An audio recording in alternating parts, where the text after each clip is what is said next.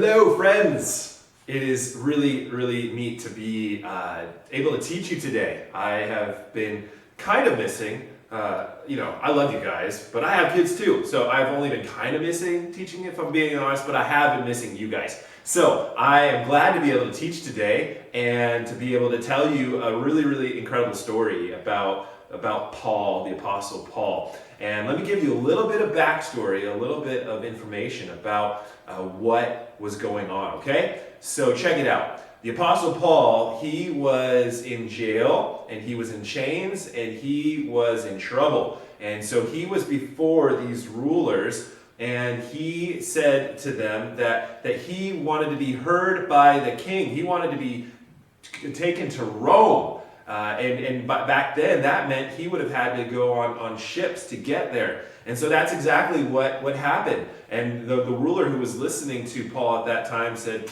if he hadn't asked to go to Rome, I would have let him go. Why? Because Paul was innocent. But here he was in chains. For who? For Jesus. Because he was trying to help people to know about their need for a Savior, for Jesus. And so he was willing to do whatever it took for people to know Jesus. And so that is amazing to me and encouraging to me, because that's my heart. I desire to be like that. So Paul was put on a ship with some of his, essentially some of his friends, but also some other prisoners and other people that were sailing, and with all of this stuff, and they set sail. And back then, you didn't just hop onto a ship and then the next thing you know, you were at your destination. You had to get on to different ships, and it took a while. And so they went to different places, and it was taking quite a while to do this. And they could only sail at certain times of the year, because the other times of the year it would be too dangerous. But it was taking longer than expected. And so they got to a place called New Haven, and there was this discussion: should we continue on? Should we stay? And Paul told the centurion that was in charge, hey, we really should stay here. It's going to be too dangerous to continue. Well, the centurion didn't agree. He decided to go with what the captain of the ship said and the owner of the ship said. And so they continued to sail on. And at first it seemed like that was great. Yay, we've got nice wind, and oh, we're in the Mediterranean, and isn't this lovely? And then all of a sudden, boom, there was wind. It says it came over the island and just smacked that ship. And they ended up not trying to fight it anymore. And it just took them. And it took them and took them and took them. And after 14 days of this and no eating, everybody on board thought they were going to die, except for Paul. Paul trusted in God and in his timing and his plans and in his purposes. And not only that, but an angel of the Lord came to Paul and told him that not only would he not die, not only would those with him not die, but that no one would die on that ship. Not even the prisoners, who probably, maybe some of them deserved to die. Nobody would die. And so he told that to everybody, and that encouraged them. And he told them to eat. And they did. They did for the first time in 2 weeks. They ate. Can you imagine not eating for 14 days? Well, that's exactly what happened here. They didn't eat, and they finally ate. And then they saw a white sandy beach in the distance. And so they had more reason to be celebratory and to be excited. But then, as they were pointing in that direction and going as fast as they could towards that sandy beach, boom, they ran into a sandbar, and that ship got stuck right there in the waves. And the waves started crashing against that ship that was already battered and beaten, and it started to fall apart. And once again, people on board thought they were going to die. And Paul was reminding them, no one's going to die. Don't hurt the prisoners. Because they wanted to they were going to leave the prisoners on board or actually kill the prisoners. And the centurion, who appreciated Paul and saw his faith and his courage, he said, don't hurt the prisoners, let them go. And so everybody who could swim to shore, they swam to shore. Everybody else, they got like boards and planks and different pieces of the ship. And I could just imagine them in the surf on these boards. Maybe those were the first surfboards. I don't know. but here they were, surfing and trying to get to shore. You know how many people died? A big fat zero, because that's what God had promised. No matter how hard the situation was, no matter who couldn't swim, everybody made it to shore onto this island called Malta. And so that is just an amazing story. And there's been so many movies made about shipwrecks and things at seas that have happened. I don't know why they haven't made one about this. This to me is an amazing story that I would go to the theaters and watch in a heartbeat, once the theaters opened up, at least. You know what I'm saying? So I love this story, and you know, I try to put myself. Can you try to put yourself into this story? Like, think about it for a second. You know, I was on a ship one time that went from France to Holland, and it was a big ship, and it was smooth sailing. But you know what? Even with the smooth sailing, I got sick. I remember throwing up because of the movement. But it was a clear day. It was a big ship. There was sunshine.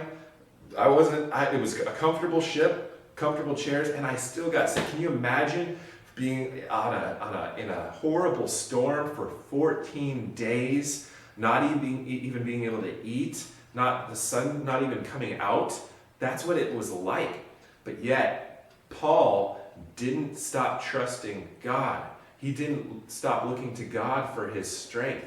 And he was able to be used by God to help all of these other people.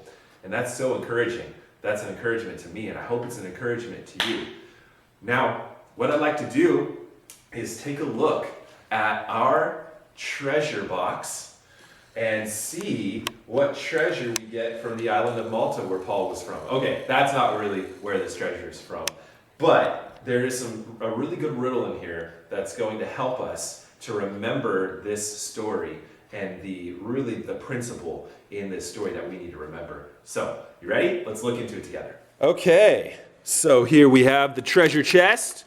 Let's go ahead and open this sucker up. Ooh, look at that. Now, look, there's gold coins in here as well. You guys remember these?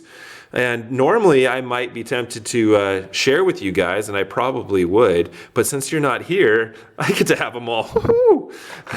Okay, so what do we got? What do we got other than these gold coins? We've got a string, interesting. Interest string. See what I did there?